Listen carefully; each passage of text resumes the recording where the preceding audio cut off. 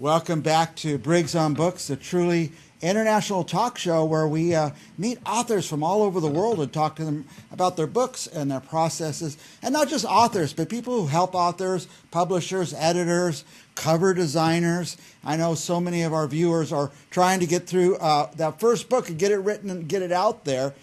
So I love to bring on authors who have actually got it done. Our first guest, or I should say our next guest, is... let me find him. There he is. James Flaherty, all the way from somewhere in New York. Where are you, James? Amenia, New York, 80 miles north of Manhattan. Oh, 80 miles north. Now, Yeah. Does it snow where you live?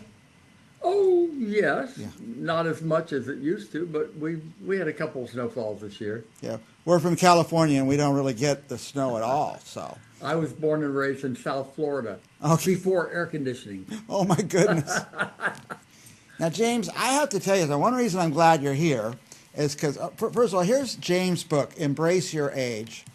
I am 65. So I'm going through a lot of changes. I didn't know what was going to happen. Medicare, Social Security, I didn't even think about all that because I wasn't, just it seems like a little bit ago, I was in my 30s. So something happened quick. Tell me a little bit about your book. My book, it didn't show on the screen, by the Oh, way. you won't see it, but our viewers see okay, it. okay, fine. Well, I wrote the book because I see it with so many people I know of an age that are retreating from life, and it really bugged me. I said, no, that won't do. Life is short. Every day is a gift, another opportunity to see, hear, taste, smell, touch, share, love, embrace, come back to life. So I wrote Embrace Your Age, which is really, it reads more like a shoulder-to-shoulder conversation with Jim. Jim saying, I would rather you did this rather than that. And, how do I get away with it? I'm living proof that you are as young as you feel, and that you shouldn't think old, because if you think old, you get old. I am 88. I'll be 89 years old in September. I've written 4 books in my 80s. I'm lecturing. I'm teaching a workshop at Modern Elder Academy in June on blue zones. I'm busy, and life is good. I have a reason to wake up with a smile every day because I've got stuff to do. Well, you exude youthfulness. You don't look old. You don't act old. Is that part of it? Yeah, to be God's truth, Mike, I really do not. I mean, I do embrace my age. I recognize that at 88 and a half years old, when I get to a flight of stairs, I stop and I count the stairs, and I'm very careful about what I do. Yeah. And I happen to live a very healthy lifestyle, by the way. We can get into that later if you want to. But in my head, I'm still 50 years old. Yeah. And I'm doing things that have a 5-year, 10-year payout, or Yeah. if they ever come to fruition. I have a couple of novels I'd like to turn into feature films or TV series. I've got stuff going on all the time. Yeah. Now, so what is your book? Take us through your book a little bit. How, say someone like me who's starting to feel old and realize he's getting there, what's it going to mean to me? Well, I would think that, as the subhead says in the book, you can be better than ever. Because what I'm saying to people is that stop feeling old. In fact, when I'm giving lectures to people, I say, do you know that right this minute that we're talking, you are the oldest you've ever been? And they all go, oh. I say, but before you start planning your funeral, may I also remind you that you are the youngest you will ever be. Wow. So what are your plans for the rest of the day and for the next decade? Yeah. Life goes on. That life isn't, there are no guarantees that we're all going to wake up on the right side of the grass every day. And if we do, then you say, hot damn, I've got another day, another shot at enjoying life. And the book does that. Every chapter asks a question, why do you exist? How are you going to handle it when they die? Yeah. What have you learned from your travels? Would you meet your best psychiatrist? It's your bathroom mirror. I really try to teach people to have a daily chat with themselves. Yeah. Because that's the toughest person they've got to No. Well, you Biggest are part.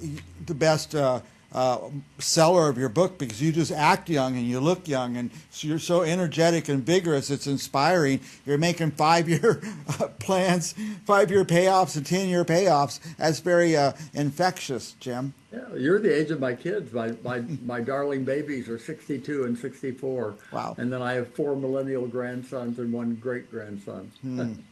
Yeah, I do, however, like you said, when I come to some stairs, I take a pause and take a look because I find at my age, falling down is no good.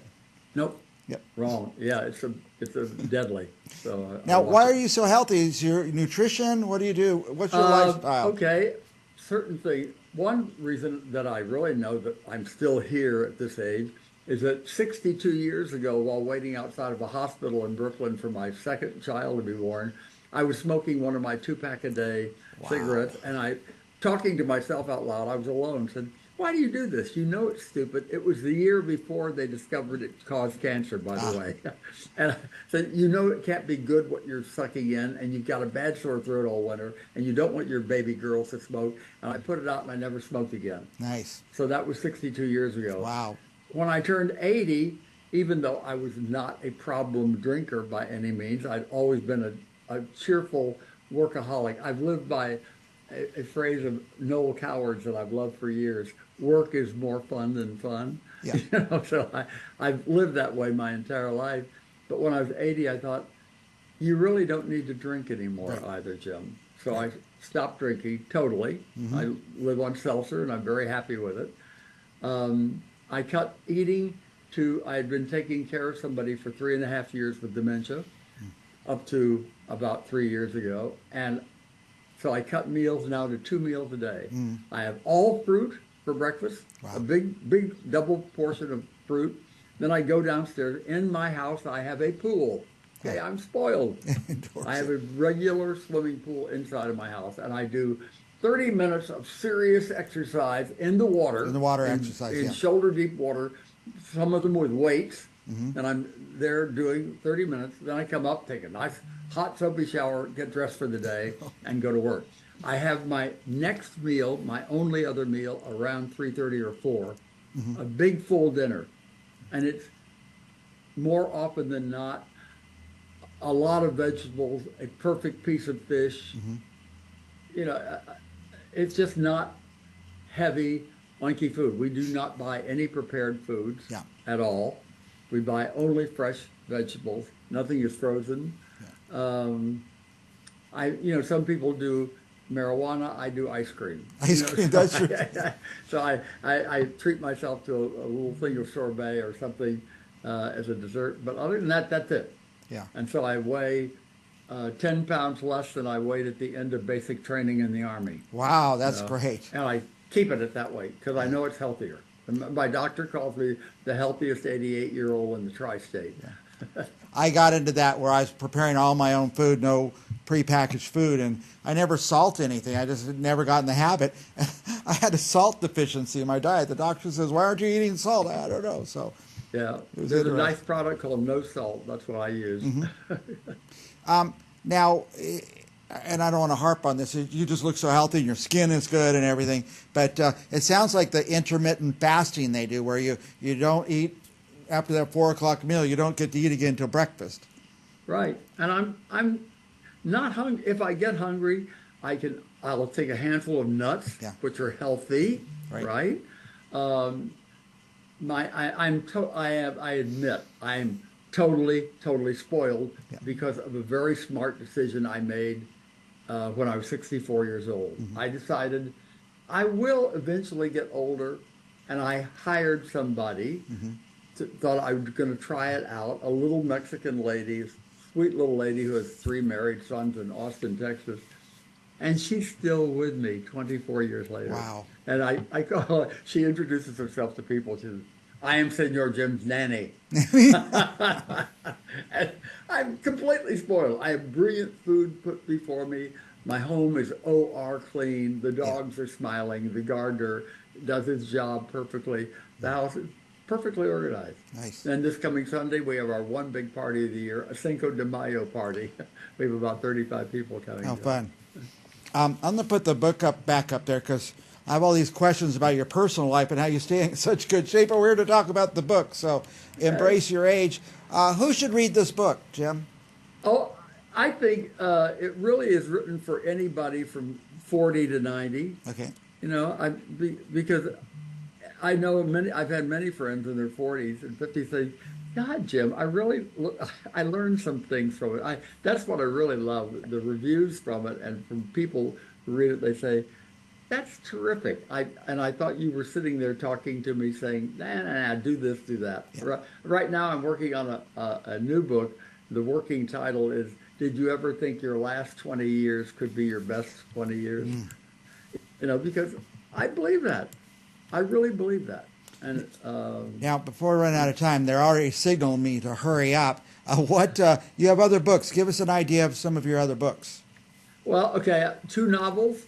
One's called The Role of a Lifetime. The other one's called Claire, Wife, Mother, Mistress, Murderer. Then I have Embrace Your Age. Before that, I wrote Dear Old Friends, and now I'm going to write this one about the last 20 years being your best 20 years. And I'm working on another new novel, and I've finished a screenplay, and I have a TV series. I need an agent, because I'm a successful nobody. I was a madman in New York. I was a corner office creative director for many years. If you're watching out there and you're a manager or an agent, you got a client who's already got the work done, the TV series, the movie, the books.